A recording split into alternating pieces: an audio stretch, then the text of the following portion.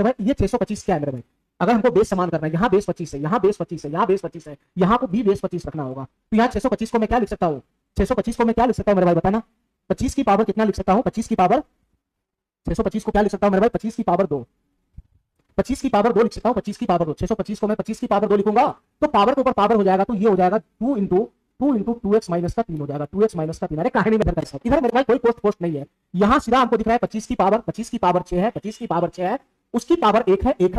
1 की पावर 14 है, 1 की पावर 14 है, ध्यान से सुनना मेरे भाई, ध्यान से सुनना, 1 की पावर 14 है, 1 की पावर 14 है, 1 की पावर 14 है, उसकी पावर 8 है, उसकी पावर 8 है। ये क्वेश्चन कैसे सोल्व होगा मेरे भाई, ध्यान से सुनना, यहाँ बेस हमारा 25 है, यहाँ बेस हमारा 25 है, उसकी पावर 6 है, उसकी पावर 1 है, उसकी पावर 14 है, उसकी पावर 8, तो ऐसे क्वेश्चन को मैं ऊपर से सोल्व करूंगा, ऊपर से। अब हमारे बात ध्यान से सुनना मेरे भाई, ध्यान से सुनना, थोड़ा सा बुद्धि लगाना मेरे भाई, बुद्धि लगाना, तुम ऊपर से नीचे की ओर सोल्व करना है, ऊपर से नीचे की ओर, ध्यान से सुनना मेरे भाई। सबसे पहले इतना बताओ मेरे भाई, सबसे पहले इतना बताओ, ये 8 है, ये 8 किसका पावर है, 14 की पावर 8 है, तो इसका मतलब हुआ 14 की पावर 8 का मतलब हुआ कि 14 गुना 14 गुना 14 कितना बार आएगा, 8 बार आएगा, 8 बार। इसका मैंने सॉल्व कर लिया, इसका कहानी खत्म है, ये 14 की पावर 8 को मैंने यहां लिख लिया, इसका कहानी खत्म है मेरे भाई। ये जो 14 की पावर 8 है, चाहे तुम 14 की पावर 8 बोलो चाहे ये बोलो, दोनों बातों सेम ही है, चाहे तुम 14 की पावर 8 बोलो चाहे ये बोलो, दोनों बातों सेम ही है, दोनों बातों सेम ही है। तो ये 14 की पावर 8 किसका पावर था, 1 की पावर था, 1 का, 1 का पावर था, 1 का पावर, 1 का पावर था, 1 का पावर, 1 का पावर 14, 14 की पावर 8, तो 14 की पावर 8 को मैंने ऐसे लिख लिया, ऐसे, तो ये 14 की पावर 8 यहां आ गया, तो मेरे भाई चाहे तुम इसको ऐसे लिखो चाहे ऐसे लिखो, दोनों बात सेम है, तो ये दोनों सेम है, तो ये 1 की पावर ये है ना, 1 की पावर ये है, तो 1 की पावर ये हुआ,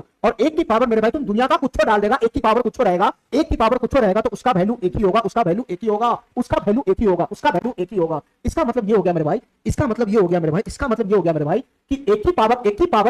कुछ रहेगा, 1 की पावर कुछ रहेगा, तो यहां से यहां तक का वैल्यू कितना आ गया, यहां से यहां तक का वैल्यू आ गया 1, यहां से यहां तक का वैल्यू आ गया 1,